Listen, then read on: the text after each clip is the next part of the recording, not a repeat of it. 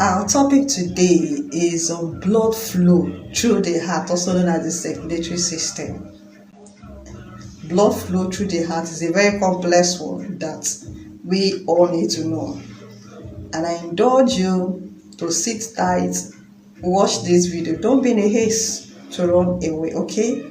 Just sit tight. Let's go, okay? So, we've talked about the chambers and the valves of the heart. Now we're talking about the blood flow through the heart. And the blood flow through the heart, we have the left side and the right side of the heart. We have the superior and inferior vena cava. If you check the diagram, you will see the part with, see the downside, you see that point with blue point there is written IVC, that is inferior vena cava, that is the abbreviation, inferior vena cava, that is IVC. And also see up there, you also see the blue, or same thing there in this diagram here, you're also seeing the same thing that is showing SVC, that is superior vena cava. Okay, so now blood flow from the superior vena cava takes blood from the head region, the head, the face, the neck, the chest or the thoracic region down to our arms. The blood from this area is being taken by the superior vena cava. You can see the blue arrow pointing down. So blood from this, the upper part of our body, is being received by the superior vena cava. Now goes through, because the superior vena cava and the inferior vena cava are the two veins that carry deoxygenated blood. Okay, so they carry deoxygenated blood from the legs and the head parts into our heart for oxygenation. Remember that the right side of the heart carries deoxygenated, that is impure blood, while the left side is with oxygenated blood, that is pure blood. Okay, so blood from the head, the eyes, the face, the neck, the chest, and our breast, the thoracic region, and our arms are being carried by the superior vena cava. You see the blue arrow pointing from up down. So it carries the blood from this area and emptied into the right atrium. You see the point where the blue arrow is pointing. That is the right atrium. Okay, so this blood from the upper part is carried by the superior vena cava, emptied into the right atrium. Then blood from the lower part of our body, from the legs, the pelvic region, the abdominal cavity, is carried by the inferior vena cava. You can see the blue arrow too, pointing from downward, upward. Okay, so they carry the same blood. The blood from this lower part of our body is being carried by the inferior vena cava, and you see the direction of the arrow also emptied into the right atrium. You see the blue arrow there pointing down there. So that point is the right atrium. So this blood from the right atrium passes through the tricuspid valve into the right ventricle. You see the next blue arrow pointing down. With that point there is the tricuspid valve, or the right atrioventricular valve. See that point where it shows pointing down. So the blood passes from that right atrium through the tricuspid valve into the right ventricle. And once the blood leaves the right atrium into the right ventricle, the tricuspid valve, you can see the diagram there, relapses, preventing backflow of blood into the right atrium. So the function of the valves, the tricuspid valve, or the other four valves I mentioned earlier in our previous video, is to prevent backflow of blood to the previous direction. So as the blood leaves the right ventricle into the right atrium into the right ventricle, the valve, the tricuspid valve, will relax, preventing backflow. So from the right ventricle, the blood, you can see the next blue arrow pointing upward. The blood passes through the right ventricle. The blood pumps from the right ventricle, passing through the pulmonary valve. Okay, hope you're still with me.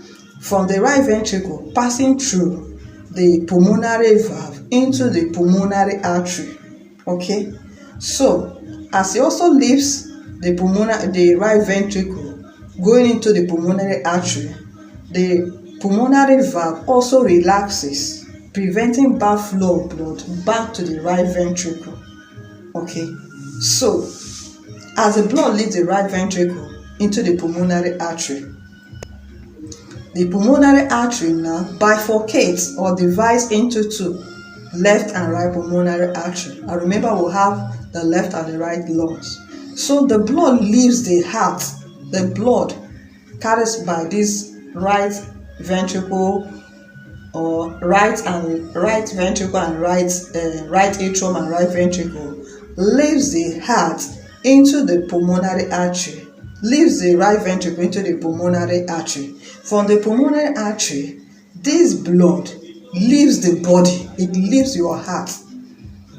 Okay, the pulmonary artery carries deoxygenated blood away from your heart into the lungs. Hope you're still with me. So the pulmonary artery carries deoxygenated blood from our heart into the lungs for oxygenation. You remember, the blood is deoxygenated. So the pulmonary artery takes it to the heart for oxygenation, and then in the heart, right there in the lungs, the pulmonary artery takes this blood away from our heart into the lungs for oxygenation. Now in the heart, the gaseous exchange takes place. Carbon dioxide is given up, and then oxygen is retained into the blood right there in the lungs. The blood becomes oxygenated. Okay, so from the lungs now, the blood is returning back. Remember, it has left our hearts into the lungs oxygenation through the pulmonary artery. Now it is returning back. It is now oxygenated blood returning back to our hearts. Now it is now coming back. I can see the direction of the arrow, the red direction, the red arrow showing the pulmonary vein, because it is now returning back to the left side of the heart that carries oxygenated blood. So these veins are now carrying it is no longer pulmonary artery that carries the blood to the heart, to the lungs, which was on the right part. Now it is coming back through the left side of the heart as pulmonary vein. See the direction of the arrow, two red arrows. So this pulmonary vein carries oxygenated blood from the lungs back to our heart. Now, from the pulmonary vein, the blood empties its contents into the left atrium. You can see the red arrow. That point where it is indicated, the red arrow, that is the left atrium. Now, see the next arrow pointing down, the red arrow. Now, showing that the blood is leaving the left atrium, passing through the mitral or the bicuspid valve into the left ventricle, just like we have the right atrium and the right ventricle. So the blood now passes through the left atrium, through the mitral valve, and once it gets to the mitral valve, then once it passes, the mitral valve also relaxes, preventing backflow of blood. Okay, so at that point there, it leaves from the mitral valve into the left ventricle. From the left ventricle, you can see the next arrow pointing up. It passes through the aortic valve into the aorta.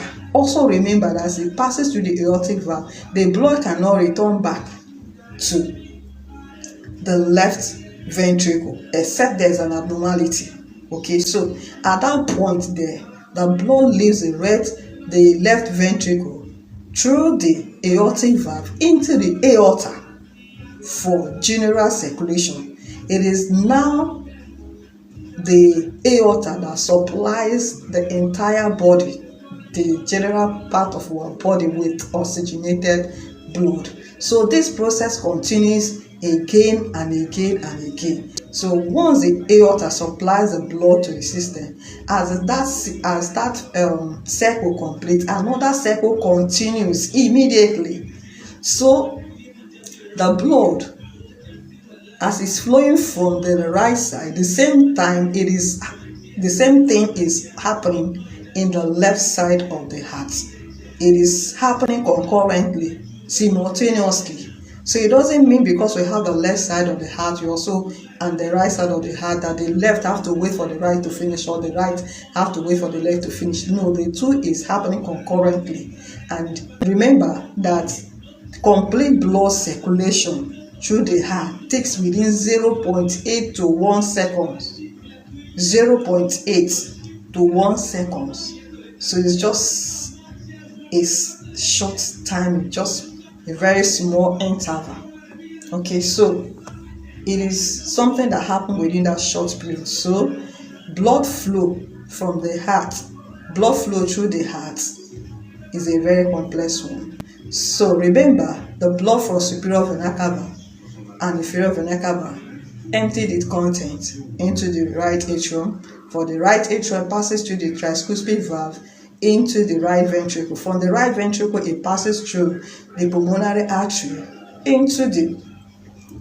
it passes through the pulmonary valve into the pulmonary artery. So the blood leaves the heart through the pulmonary artery into the lungs. So the pulmonary artery carries the oxygenated blood away from the heart into the lungs for oxygenation. And then from the lungs, the blood is now returning back to the heart through the pulmonary vein, now which is oxygenated blood. From this pulmonary vein, the blood emptied its content.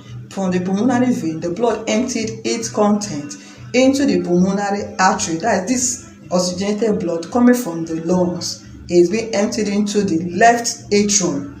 From the left atrium passing through the mitral valve into the left ventricle. From the left ventricle, it passes through the aortic valve into the aorta for general circulation. So the cycle continues again and again and again. So hope I didn't confuse you.